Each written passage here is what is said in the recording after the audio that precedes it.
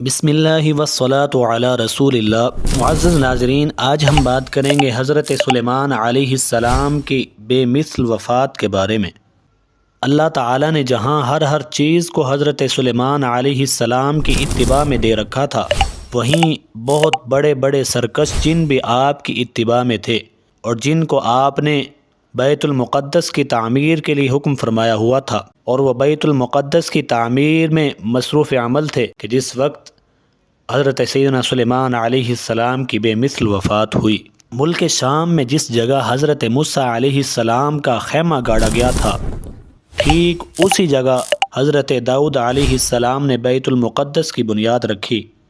مگر عمارت پوری ہونے سے قبل ہی حضرت داؤد علیہ السلام کی وفات کا وقت آن پہنچا، اور آپ نے اپنے فرزند حضرت سلیمان علیہ السلام کو اس عمارت کی تکمیل کی وصیت فرمائی۔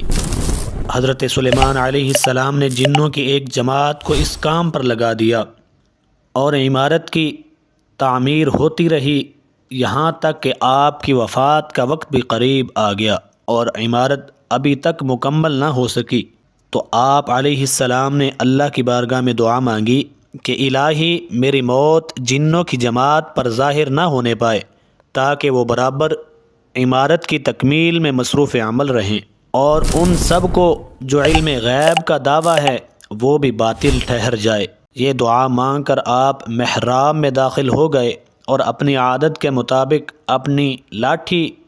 ٹیک کر عبادت میں کھڑے ہو گئے، اور اسی حالت میں آپ کی وفات ہو گئی۔ مگر مزدور جن یہ سمجھ کر کہ آپ زندہ کھڑے ہوئے ہیں برابر کام میں مصروف رہے، اور عرصہ دراز تک آپ کا اسی حالت میں رہنا جنوں کے گروہ کے لیے باعث حیرت اس لیے نہیں ہوا کہ وہ بار بار دیکھ چکے تھے کہ آپ ایک ماہ بلکہ کبھی کبھی دو ماہ برابر عبادت میں کھڑے رہا کرتے تھے۔ غرض 1 سال تک وفات کے بعد آپ لاٹھی کے سہارے کھڑے رہے، یہاں تک کہ بحکم الہی دیمک نے آپ کے عصا کو کھا لیا، اور عصا گر جانے سے آپ کا جسم اقدس زمین پر تشریف لے آیا۔ اس وقت جنوں کی جماعت اور تمام انسانوں کو پتہ چلا کہ آپ کی وفات ہو گئی۔ اللہ تعالیٰ قرآن مجید میں اس واقعہ کو ان لفظوں میں بیان فرماتا ہے: پھر جب ہم نے حضرت سلیمان علیہ السلام پر موت کا حکم بھیجا تو جنوں کو ان کی موت دیمک ہی نے بتائی جو ان کے عصا کو کھا رہی تھی۔ پھر جب حضرت سلیمان علیہ السلام زمین پر تشریف لے آئے تو جنوں کی حقیقت کھل گئی کہ اگر وہ غیب جانتے ہوتے تو وہ اس ذلت کے عذاب میں اتنی دیر تک نہ پڑے رہتے۔ دوستو،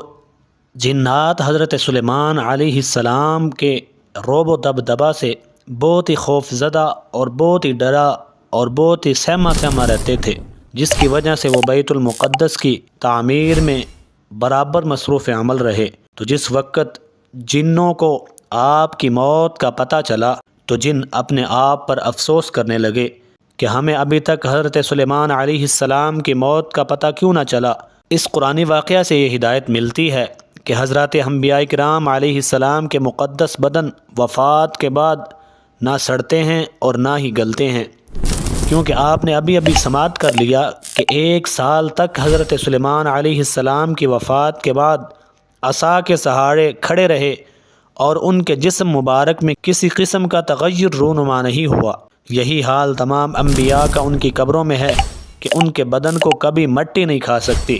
جس طرح کہ حدیث پاک میں ہے کہ اللہ تعالیٰ کے محبوب علیہ السلام نے ارشاد فرمایا کہ بے شک اللہ نے زمین پر حرام فرما دیا کہ وہ انبیاء کے جسموں کو کھائے، لہٰذا اللہ کے نبی زندہ ہیں